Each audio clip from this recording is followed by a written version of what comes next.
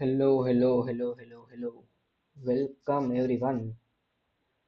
તો ગયા લેક્ચરમાં આપણે પહોંચ્યા હતા ડિમાન્ડ ફંક્શનમાં. ઓકે, તો ડિમાન્ડ ફંક્શન એટલે કે ડિમાન્ડનું ફંક્શન કે જે કેવી રીતના બન્યું છે તો કે commodity of x any demand જે છે એ કેવી રીતના નક્કી થાય છે એ બતાવે છે. હવે ડિમાન્ડને અસર કરતા ઘણા બધા ફેક્ટર્સ હતા જે આપણે ગયા લેક્ચરમાં પૂરા કર્યા. એ બધી વસ્તુ કાંઈ એક વસ્તુ અસર કરે તો બીજી અસર ન કરે એવું ન હોય, પરંતુ બધી વસ્તુ એક સાથે અસર કરતી હોય. અમુક વસ્તુને એને અપવર્ડ અસર કરતી હોય, અમુક વસ્તુ ડાઉનવર્ડ અસર કરતી હોય, અમુક એડવર્સલી કરતી હોય, અમુક એને ફેવરેબલ ઇફેક્ટ કરતી હોય, અમુક વધારે પ્રમાણમાં અસર કરતી હોય, અમુક ઓછા પ્રમાણમાં અસર કરતી હોય.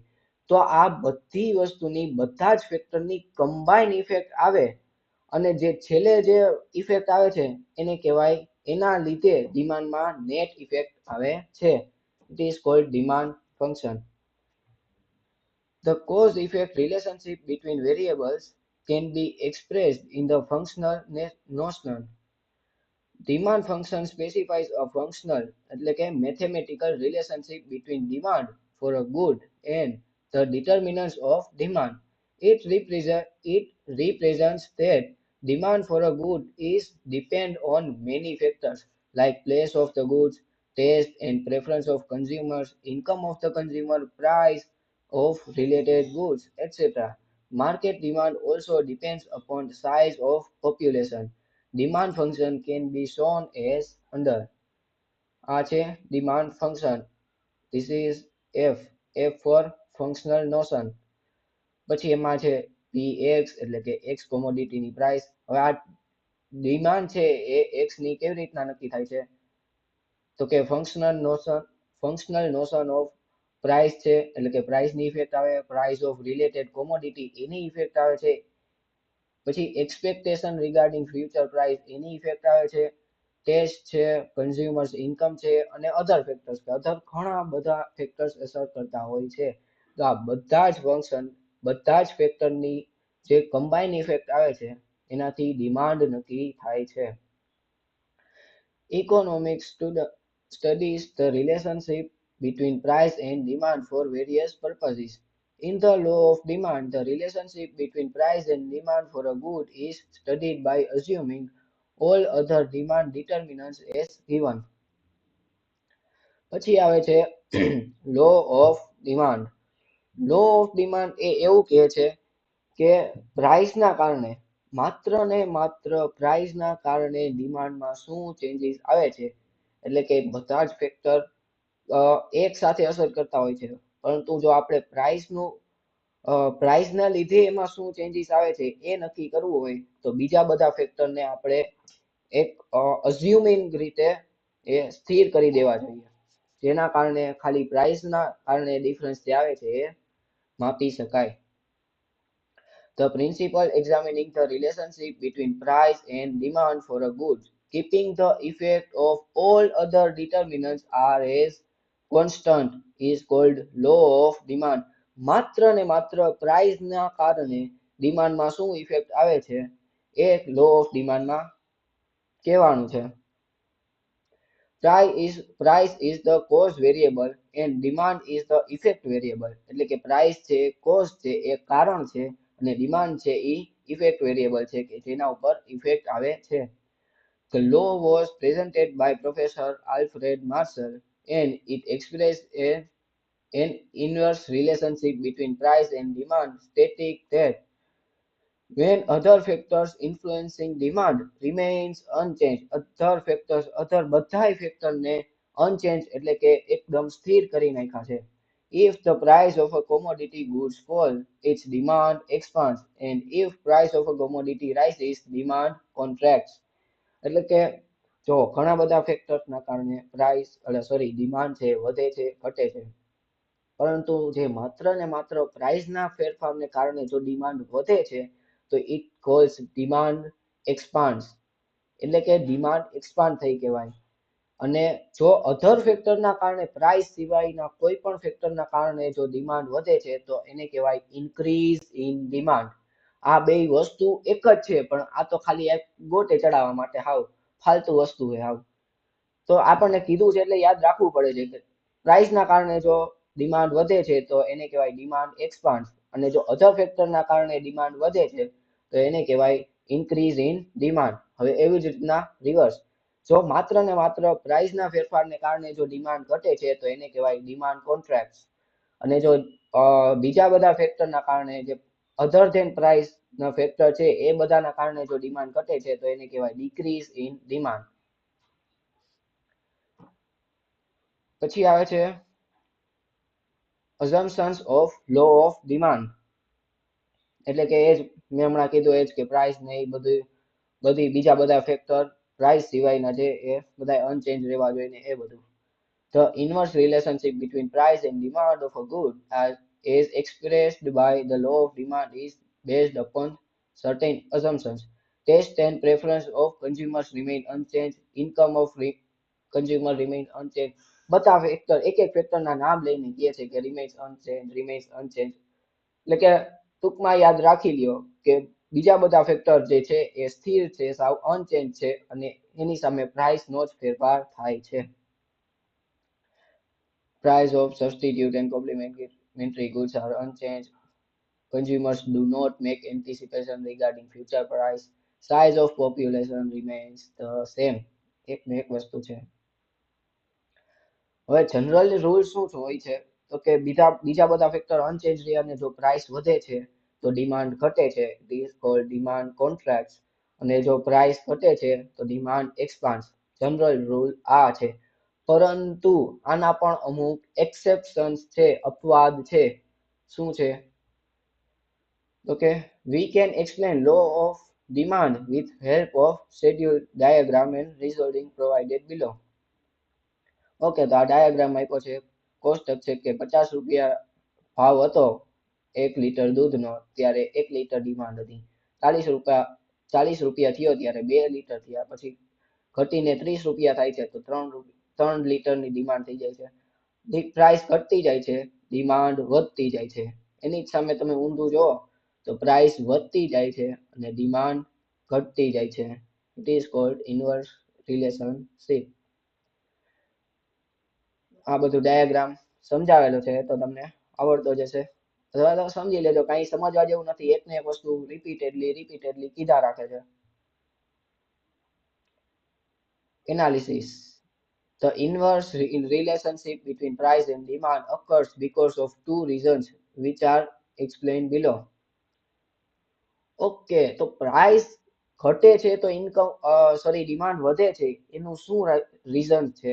એના બે રીઝન છે, એક તો ઇન્કમ ઇફેક્ટ છે, બીજું છે સબસ્ટિટ્યુટ ઇફેક્ટ. જો પ્રાઇસ ઘટે છે બરોબર, તો કન્ઝ્યુમર્સને ઇફેક્ટ, કન્ઝ્યુમર્સની ઇન્કમ એકચ્યુઅલમાં નથી વધતી, પરંતુ કન્ઝ્યુમર્સને એવું ફીલ થાય છે કે મારી ઇન્કમ વધી છે, જેના કારણે એ વસ્તુની ડિમાન્ડ છે વધી જાય છે. અને બીજી ઇફેક્ટ છે, આ છે ઇન્કમ ઇફેક્ટનો મેં સાર કહી દીધો આખો, એ ડીપમાં હું હમણાં સમજાવું. બીજી આવે છે સબસ્ટિટ્યુટ ઇફેક્ટ, કે વસ્તુની પ્રાઇસ ઘટે છે તો એના સબસ્ટિટ્યુટ કરતા એની જે વેલ્યુ છે એ ઘટે છે, એટલે એની પ્રાઇસ ઘટે છે, એટલે સબસ્ટિટ્યુટના કારણે આ વસ્તુ સસ્તી લાગે છે, જેના કારણે પણ આની ડિમાન્ડ વધે છે. બસ આ બે વસ્તુ જ કહેવા માંગે છે અંદર. આ તો ખાલી વધારાનું લાંબુ લખ્યું છે. પેલા છે income effect. When the monetary income of consumers remain constant but price of goods fall, then her or his real income rises. Real income is the purchasing power of money income. એટલે કે એકચ્યુઅલમાં એની income નથી વધી, પરંતુ એને એવું feel થાય છે કે મારી ઇન્કમ વધી છે, કારણ કે એનો પરચેસિંગ પાવર વધ્યો છે. હવે મારી પાસે 50 રૂપિયા હતા તો એ 50 રૂપિયા જ કોન્સ્ટન્ટ રહે છે, it is cold my income. But જો એક વસ્તુ એ 50 રૂપિયાની જ હતી તો હું 1 જ લીટર લઈ શકતો હતો, પરંતુ હવે જો એની પ્રાઇસ ઘટીને 25 રૂપિયા થઈ જશે તો હું 2 લીટર ખરીદી શકીશ. એટલે કે મારી એકચ્યુઅલ ઇન્કમ નથી વધી, પણ મારો પરચેસિંગ પાવર વધી ગયો છે, જેના કારણે હું ડિમાન્ડ વધારીશ. When real income rises, a consumer can buy more of goods and therefore its demand may rise. For example, if amount of money at the disposal of the consumer is rupees 50 and the price of milk is rupees 50 per liter, then the consumer can buy only 1 liter of milk. But if the price of milk falls rupees 10, then consumer can now demand 5 liters of milk with the income of rupees 50. એટલે આમાં પણ એ જ example છે કે 50 રૂપિયાની ઇન્કમે હું 1 litre purchase કરી શકતો હતો, જ્યારે 10 રૂપિયાનો ભાવ થઈ ગયો છે, 10 રૂપિયા પ્રાઇસ થઈ ગઈ છે, તો હું 5 લીટર ખરીદી શકીશ. ઇન્કમ મારી 50 રૂપિયાની કોન્સ્ટન્ટ જ છે. Mostly normal goods have positive income effect. Inferior goods have negative income effect. That is when the price of inferior goods fall, the real income of consumer increases, but the demand for those goods falls. For example, coarse food grains. Okay, તો આમાં exception હતું એ આવી ગયું કે inferior goods, એટલે કે generally જે price ઘટે છે તો કન્ઝ્યુમર છે કન્ઝ્યુમર્સનો પરચેસિંગ પાવર વધે છે, જેના કારણે વધારે ડિમાન્ડ કરે છે. પરંતુ જે ઇન્ફિરિયર ગુડ છે, જે લો ક્વોલિટીની ગુડ છે, જે હલકા પ્રકારની વસ્તુ છે, આ વસ્તુ છે એની પ્રાઇસ ઘટે છે તો પરચેસિંગ પાવર વધે છે, જેના કારણે હવે એ હલકા પ્રકારની વસ્તુની ડિમાન્ડ નહીં વધે, પરંતુ કન્ઝ્યુમર હલકા પ્રકારની વસ્તુમાંથી શિફ્ટ થઈ જશે સારી ક્વોલિટીના ગુડ્સમાં, જેથી એની ડિમાન્ડ પ્રાઇસ ઘટે છે છતાં પણ એની જે ડિમાન્ડ છે એ પણ ઘટે છે. It is the law of ડિમાન્ડનું એક્સેપ્શન, ઇન્ફિરિયર ગુડ. પછી આવે છે substitution effect. When the price of concerned good is false, it becomes relatively cheaper than its substitute. એના સબસ્ટિટ્યુટની પ્રાઇસ તો સેમ જ છે, કેમ કે લો ઓફ ડિમાન્ડનું અઝમ્પશન જ પેલું એ જ છે કે બીજા બધા ફેક્ટર જે છે એ અનચેન્જ રહે છે, એટલે કે એની પ્રાઇસમાં કાંઈ પણ ફેરફાર કરવાનો નથી. સબસ્ટિટ્યુટની પ્રાઇસ સેમ છે, પરંતુ જે મેઇન ગુડ્સ છે એની પ્રાઇસ વધે છે અને ઘટે છે.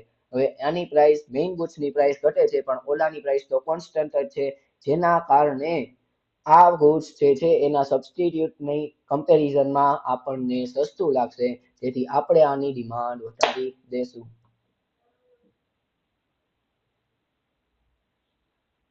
Hence, the consumer will reduce the consumption of substitute goods, hence expand and demand for the concerned goods. This is substitution effect. For example, between two variable varieties of pants, namely a pair of regular cotton, terry cotton pants and denim pants. એટલે કે regular જે pant આવે છે અને denim pant આવે છે એ બેનું comparison છે. If the price of regular pant falls and the that of denim pant remains the same, then the consumer finds the regular pant cheaper as compared to the denim pants and will expand the demand for the regular pants. એટલે કે આમાં એક છે regular pant ની demand છે એ ઘટી જાય છે, સોરી રેગ્યુલર પેન્ટની પ્રાઇસ ઘટી જાય છે અને ડેનિમ પેન્ટ છે એની પ્રાઇસ અનચેન્જ રહે છે, જેના કારણે રેગ્યુલર પેન્ટ છે એ સસ્તું લાગે છે જે ડેનિમ પેન્ટ છે એની કમ્પેરિઝનમાં. તો રેગ્યુલર પેન્ટની ડિમાન્ડ વધી જશે. ઓકે, તો હવે આવે છે exceptions to the law of demand. Exceptions to the law of demand means that when the price of goods falls, it demands contracts instead of expanding and vice versa. Okay, general rule શું કહે છે? તો કે when price of goods falls, the demand expands. When the price of goods rise, demand contracts. But exception શું હોય? Exception એટલે અપવાદરૂપ, કે જે જનરલ રૂલ છે એના કરતા અલગ આવતા હોય. જનરલ રૂલમાં ફોલ ન થતા હોય પણ એનાથી ઊંધા હોય.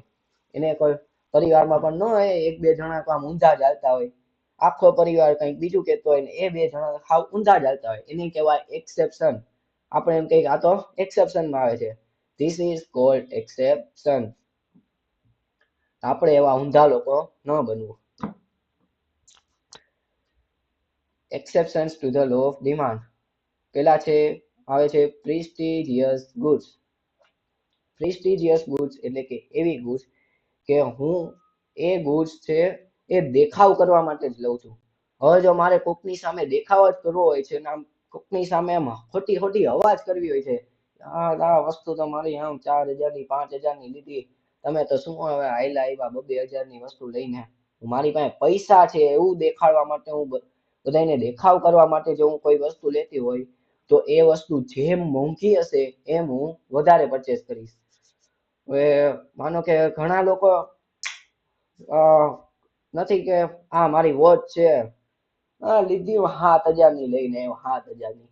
તારો ડોહો સેમ ને સેમ વસ્તુ ઈનો વસ્તુ હું તને 400 રૂપિયામાં લઈ આવી દઉં, બટકાઈ ગયો હોય 7,000માં બટકાઈ ગયો હોય પણ એને હવા અંદરથી એટલી ને કે હું બહુ પૈસા વાળો હું, એટલે એને ખબર નથી કે બટકાઈ ગયો હોય. એટલે કે જેમ ઈ 7,000ની વસ્તુ છે, હવે જો કોઈ પણ વસ્તુ સસ્તી હોય તો એને દેખાવ નહીં કરું. માનો કે મેં ઓલી ઇમિટેશનની વીટી પહેરી હોય કે બે ખોટી વીટી પહેરીને ગયો હોય અને કોક પૂછે કે કેટલાની લીધી, તો હું એમ કહીશ, હું એમ નહીં કહું કે આમ દેખાવ નહીં કરું એની સામે કે ભાઈ મારી પાસે વીટી છે આવી છે. હવે હકીકતમાં એ 10 રૂપિયાની એક કહેતો હોય ને હું 20 રૂપિયાની ત્રણ લઈને આવ્યો હોય અને હું જો બધા વચ્ચે એવો દેખાવ કરતો હોય મારી પાસે વીટી છે તો હું સારો ન લાગુ. પરંતુ એને એ વસ્તુ હું 10,000ની 20,000ની 25,000ની વીટી પહેરીને નીકળ્યો હોય તો હું દેખાવ કરી શકું. એને કહેવાય પ્રેસ્ટિજિયસ ગુડ્સ કે જેનાથી પ્રેસ્ટીજ વધે છે. તો આવી વસ્તુનો જેમ ભાવ વધારે હશે એમ વસ્તુની ડિમાન્ડ વધશે. હવે એ જે વસ્તુની માનો કે 7,000ની ઘડિયાળ હતી એની વેલ્યુ ઘટીને 1,000 રૂપિયા થઈ જશે તો હું એનો દેખાવ કરીશ નહીં, એ વસ્તુનો દેખાવ મારાથી થશે નહીં, કારણ કે એ વસ્તુ સસ્તી છે, સસ્તી વસ્તુનો દેખાવ થાય નહીં. એટલે કે હું એ વસ્તુની ડિમાન્ડ ઘટાડી દઈશ, કારણ કે હું એ વસ્તુ દેખાવ કરવા માટે તો પરચેસ કરું છું. હવે જો હું દેખાવ કરી નથી શકતો એ વસ્તુથી તો એ વસ્તુ હું ખરીદીશ નહીં. એટલે કે આ છે એક્સેપ્શન કે જે પ્રાઇસ વધે છે તો એની ડિમાન્ડ પણ વધે છે અને પ્રાઇસ ઘટે છે તો એની ડિમાન્ડ ઘટે છે. Certain goods which are priced very high and are generally consumed by very rich people, like expensive jewelry, expensive cars, expensive mobile phones, etc., are the exceptions to the law of demand. Such goods are used by rich and status symbol, and hence, even when there is a rise in their price, their demand expands instead of contracting. If their price falls, then the rich may contract their demand, thinking that fall in price means the goods is losing its prestige. એટલે કે દેખાવ કરવા માટે મારે મોંઘી વસ્તુ જ લેવી પડે. એક્સ્ટ્રીમલી લો પ્રાઇસ્ડ ગુડ્સ એટલે કે જે વસ્તુની પ્રાઇસ છે પહેલાથી જ એક્સ્ટ્રીમલી લો છે કે જે આપણા ટોટલ ઇન્કમમાંથી સાવ એટલે સાવ નાનો એવો ભાગ છે એ યુઝ કરતું હોય. હવે એની પ્રાઇસમાં જે કોઈ પણ ડિમાન્ડ, એની પ્રાઇસમાં જે કોઈ પણ વધારો આવે છે અથવા તો ઘટાડો આવે છે તો મને કાંઈ ફેર નહીં પડે, મારું એના પ્રત્યે ધ્યાન પણ નહીં હોય કે આ વસ્તુ. નોર્મલ એક્ઝામ્પલ લઈએ તો બાકસ, જે બાકસ છે, જે માચીસ આવે છે સળગાવવાની અથવા તો દીવા પ્રગટાવવાની, એનો ઉપયોગ શું છે, પેલા તો એની પ્રાઇસ શું છે, પેલા તો 1 રૂપિયાની એક બાકસ આવે છે, બરાબર.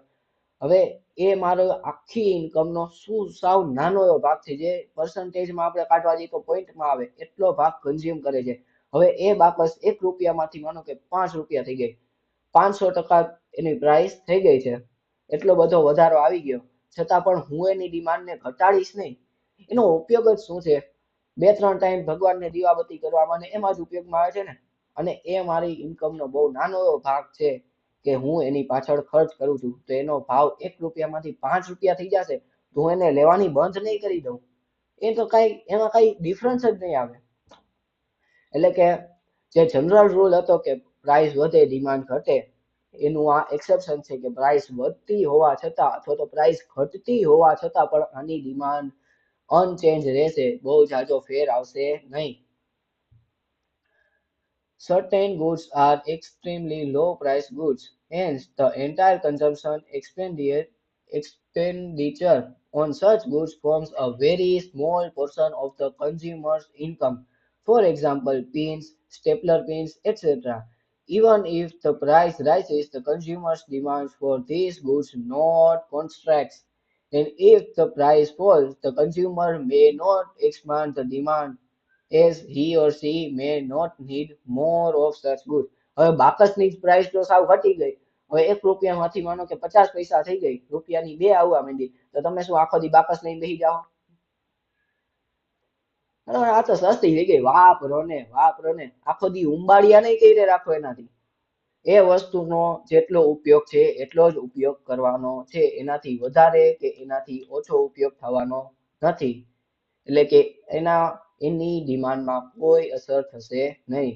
This is also an exception of demand. પછી આવે છે giffen goods. Okay, giffen goods એટલે કે inferior goods. હમણાં જ એક્ઝામ્પલ આમાં આવ્યું હતું.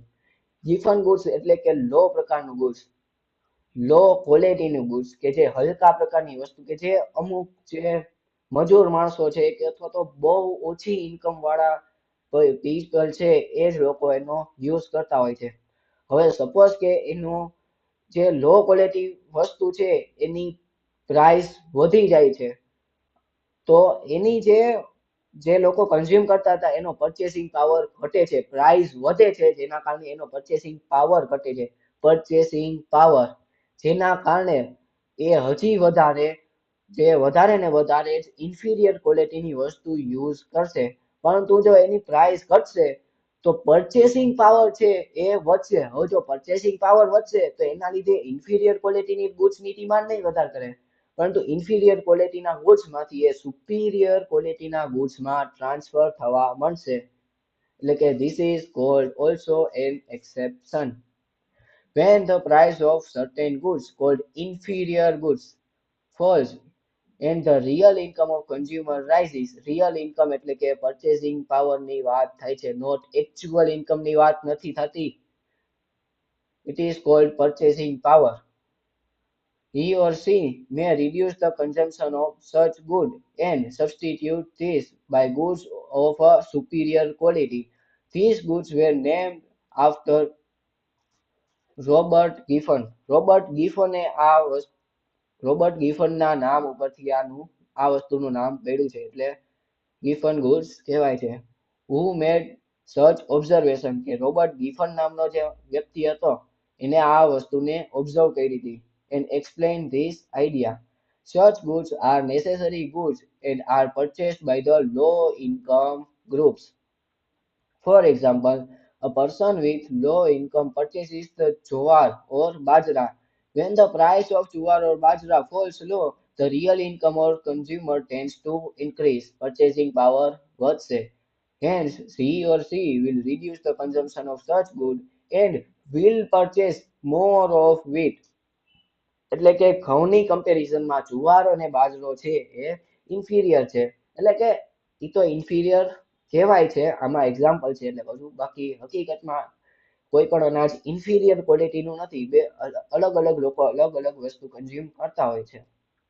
એક્ઝામ્પલ તરીકે લઈએ કે જુવાર અને બાજરો છે એ ઘઉંની ક્વોલિટીમાં ઇન્ફિરિયર ગુડ છે અને એ લો ઇન્કમ દ્વારા કન્ઝ્યુમ થાય છે, લો ઇન્કમ પીપલ દ્વારા કન્ઝ્યુમ થાય છે. હવે જો પ્રાઇસ ઓફ જુવાર એન્ડ બાજરા એ વધશે તો જે purchasing power of lower income people કે જે એને કન્ઝ્યુમ કરતા હતા એ ઘટશે, જેના કારણે હજી એને વધારે આ લોઅર ક્વોલિટીનું ગુડ્સ, ઇન્ફિરિયર ગુડ્સ યુઝ કરવું પડશે, જેના લીધે એ આ જુવાર અને બાજરાની કન્ઝમ્પશન કરતા રહેશે. પરંતુ એની સામે જો પ્રાઇસ જુવાર અને બાજરાની ઘટશે તો જે પરચેસિંગ પાવર છે એ વધશે, જેના કારણે એની જે પરચેસિંગ પાવર વધશે તો એ હવે બાજરો અને જુવાર જ નહીં ખાય, પરંતુ એ શિફ્ટ થઈ જશે ઘઉંમાં, કે એને ઘઉં ખાવાની ઈચ્છા હતી કે જે પેલા અફોર્ડ નહોતા કરી શકતા, હવે ઘઉં અફોર્ડ કરી શકે છે, કારણ કે પરચેસિંગ પાવર વધે છે. Another example is that of vegetable, વનસ્પતિ ઘી and pure ઘી. ઓકે, આ એક્ઝામ્પલ બરોબર છે કે જે પ્યોર ઘી છે એ બહુ જ મોંઘું આવે છે, જેની સામે જે વનસ્પતિ ઘી છે, જે વેજીટેબલ ઘી છે એ સસ્તું આવે છે. તો જે લોકો તો પ્યોર ઘી જે છે દેશી ઘી એ અફોર્ડ નહોતા કરી શકતા, એ વેજીટેબલ ઘી ખાતા હતા. હવે એનો પરચેસિંગ પાવર વધે છે તો એ થોડું થોડું થોડું થોડું પણ પ્યોર ઘી લેવાનું ચાલુ કરશે. પેલા જે આખું 1-1 કિલો જે વેજીટેબલ ઘી લેતા હતા એની બદલે 500 ગ્રામ વેજીટેબલ ઘી લેશે અને 100 ગ્રામ પ્યોર ઘી લેશે અને મિક્સ કરીને ખાશે. પછી પાછી જો પરચેસિંગ પાવર વધશે તો 400 ગ્રામ વેજીટેબલ ઘી લેશે અને 200 ગ્રામ પ્યોર ઘી બધું મિક્સ કરીને ખાધા રાખશે. એટલે કે જેમ પરચેસિંગ પાવર વધે છે એવી રીતના આની ડિમાન્ડ ઘટે છે. Special preference of people. Okay, કે લોકોનો પ્રેફરન્સ જે છે એ જ કોઈ સ્પેશિયલ ગુડ્સ પ્રત્યે થઈ ગયો હોય છે કે આ વસ્તુને જ માણસો પ્રેફરન્સ આપે છે. પછી એ છે ને એ પ્રાઇસ સામું જોતા જ નથી. હવે મારે આ વસ્તુ લેવી જ છે તો હું ગમે એમ કરીને આ વસ્તુ લઈશ જ. પછી એનો પ્રાઇસ ભલે 100 રૂપિયા હોય, 150 રૂપિયા હોય, 200 રૂપિયા હોય કે 50 રૂપિયા હોય, મને કાંઈ ફરક પડશે નહીં. એના જો પ્રાઇસ વધી પણ જશે તો પણ હું એ જ વસ્તુ ખરીદ્યા રાખીશ. એટલે કે એ વસ્તુ પ્રત્યે મારો સ્પેશિયલ પ્રેફરન્સ છે કે એ વસ્તુ પ્રત્યે હું આકર્ષિત થઈ ગયેલો છું, જેના કારણે હવે એની પ્રાઇસમાં જે નાનો મોટો ચેન્જીસ આવશે તો હું એ વસ્તુને ડિમાન્ડને ઘટાડીશ કે વધારીશ નહીં. Certain times people get very accustomed and used to certain goods. As a result, if there is some rise in the price of such goods, the individual's demand may not decrease. For example, a particular brand of toothpaste, shoes, etc.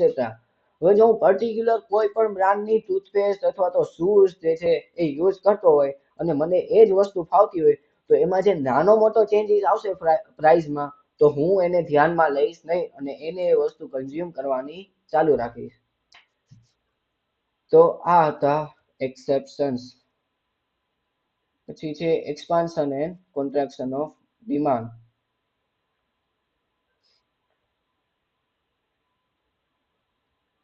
Okay, તો expansion and contraction મેં પહેલા જ કીધું હતું કે જે માત્ર ને માત્ર પ્રાઇસના ફેરફારને કારણે ડિમાન્ડમાં જે ફેરફાર આવે છે એને એક્સપાન્શન એન્ડ કોન્ટ્રાક્શન કહેવાય છે.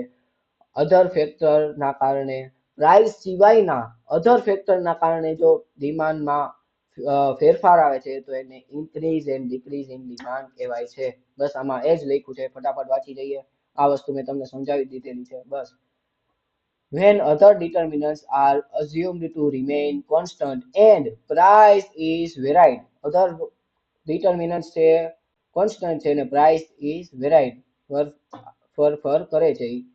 There is expansion and contraction of demand. વસ્તુ એક જ છે, ડિમાન્ડ વધે છે અને ઘટે છે, પરંતુ પ્રાઇસના લીધે ફરે છે તો એને નામ આપી દીધું એક્સપાન્શન. અને અધર ફેક્ટરના લીધે વધે છે તો એને નામ આપી દીધું ઇન્ક્રીઝ ઇન ડિમાન્ડ. પરંતુ હવે ટૂંકમાં વસ્તુ એક જ છે, ડિમાન્ડ વધે છે, બસ ખાલી નામ અલગ છે. There is an expansion in demand. Accordingly, when the price rises, when other determinants do not change, there is contraction of demand. માત્ર ને માત્ર પ્રાઇસના લીધે. In the above schedule, suppose the initial price is ₹3, then initial demand is 3 unit. Okay, example લઈએ કે શરૂઆત થઈ હતી અહીંયાથી તો કે પ્રાઇસ હતી ₹3 અને ડિમાન્ડ પણ હતી ₹3. હવે પ્રાઇસ જે વધે છે તો ડિમાન્ડ ઘટે છે. પ્રાઇસ વધીને 4 થઈ જાય છે.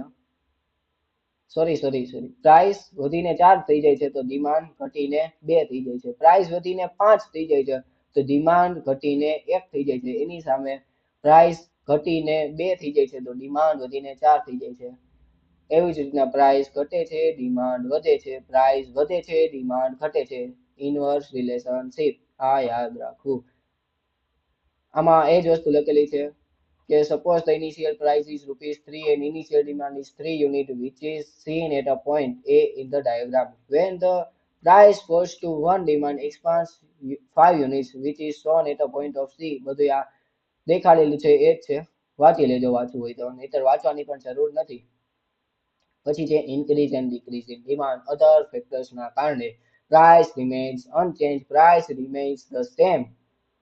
અને અધર ફેક્ટર્સના કારણે જો ડિમાન્ડમાં વધારો થાય છે તો એને કહેવાય ઇન્ક્રીઝ ઇન ડિમાન્ડ. અધર ફેક્ટર્સના કારણે ડિમાન્ડમાં ઘટાડો થાય છે it is called decrease in demand. When આમાં પણ એ જ વસ્તુ છે કે અધર ફેક્ટરના કારણે price of commodity 33333 price is same but ફેક્ટરના કારણે ડિમાન્ડ ઘટે છે ડિમાન્ડ વધે છે.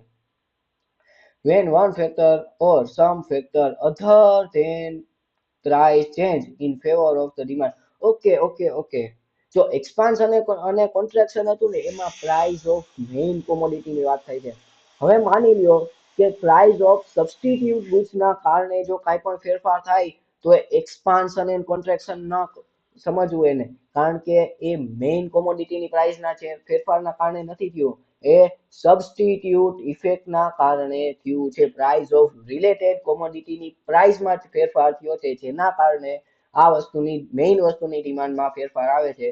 તો એ આવશે increase and decrease in demand. આ ખાસ યાદ રાખવું. એક્સપાન્શન અને કોન્ટ્રાક્શન એ તો જ થાય છે તો કે જે વસ્તુની આપણે ડિમાન્ડ નક્કી કરીએ છીએ એ જ વસ્તુની પ્રાઇસમાં ફેરફાર થાય. જે એના રિલેટેડ ગુડ્સ છે, જે એના સબસ્ટિટ્યુટ ગુડ્સ છે અને એની સાથે કન્ઝ્યુમ થતા શું કહેવાય,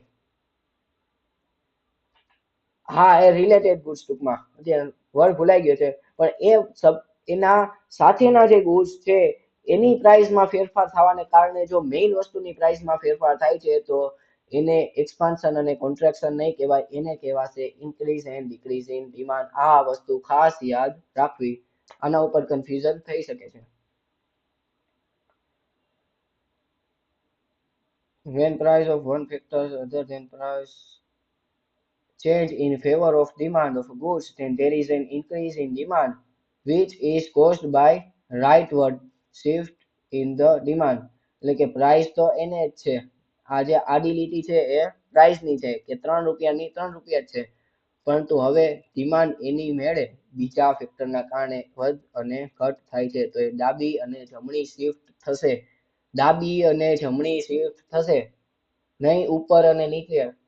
ઓલા ડાયાગ્રામમાં શું હતું કે ક્રોસમાં થતું હતું કે પ્રાઇસ અને ડિમાન્ડ બેયમાં એક સાથે ચેન્જ આવતો હતો, જેના કારણે લાઈન હતી ક્રોસ, પરંતુ પ્રાઇસ કોન્સ્ટન્ટ છે. આ જે આડી લાઈન છે એ પ્રાઇસની લાઈન છે, ઇટ ઇઝ કોન્સ્ટન્ટ, એટલે કે આડી ને આડી એમ ચાલુ રહેશે. અને આ જે લીટા છે જે ક્રોસમાં એ ડિમાન્ડના છે. ડાયાગ્રામમાં એક નાનો એવો ડિફરન્સ છે, એ જોઈ લેજો. Rightward shift of the demand curve. If these factors changes against the demand, then at the same price, demand decreases as the entire demand curve shifts to left. આખો curve છે left side shift થઈ જશે. Hence, increase and decrease in demand is caused by determinants other than price. In the above schedule, જે આ જે explain જ કરેલું છે ઉપરનું, બરોબર, એટલે આ કઈ કરવા જેવું નથી. તો this point is done and dusted. તો અહીંયા સુધી રાખીએ. બાકીનો જે ઇન્ડિવિજ્યુઅલ એન્ડ માર્કેટ ડિમાન્ડ છે એ નેક્સ્ટ વિડીયોમાં કરીએ. ત્યાં સુધી take care, good bye, bye bye.